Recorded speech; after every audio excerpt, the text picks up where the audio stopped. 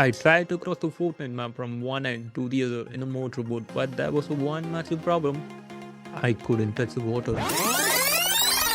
The second this boat left the shore, I had to stay on the land all the way to the other side. And that meant climbing a massive mountain, surviving enemies trying to destroy my boat, and somehow making it to the fuel station before I ran completely out of fuel. And somehow, I actually had to do all of this with one boat. So I needed to plan this challenge very carefully, so I hired two of my subscribers to help me out. This is Devon and this is Barry. They are my OG subscribers. The job was simple. Protect me and most importantly, protect the boat. And without wasting any time, our battle bus entered the match. So I jumped out and headed straight for the boat, and somehow I almost landed directly on the boat. Almost. Then I marked my destination and started driving towards it. But that's when I realized I have forgotten about one major problem. How was I supposed to cross the entire map without touching the water? At first, I had absolutely no idea. So after doing some serious research, I finally found a way to cross the map without touching the water. This was the route, and with the path figured out, the journey finally begins. I drove the boat out of the water and down to the land. The first thing I had to do was climb the slope with the boat. And just when I thought everything was going according to my plan, my teammates gave me a little surprise. Both of them were eliminated. So now I have no options left. I have to do it on my own. After covering some distance, I ran into my first danger.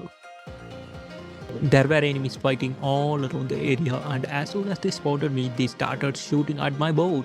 I had no choice but to keep moving.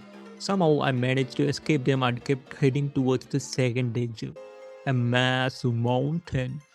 Luckily, I still had a full tank of fuel, not full tank, a half tank. So I lined up the boat, built some speed and started climbing. The boat slowly made its way up the mountain, and then came the biggest jump yet. I launched the boat off the top and flew towards the other side. For a moment, I had no idea if the boat was going to survive the landing, but somehow it survived. After surviving the mountain, we finally reached the bridge near Santro Streamer, and that's when we ran into our third major problem, fuel. I knew it was going to be a problem, so I had already planned ahead and mapped out the next part of the route.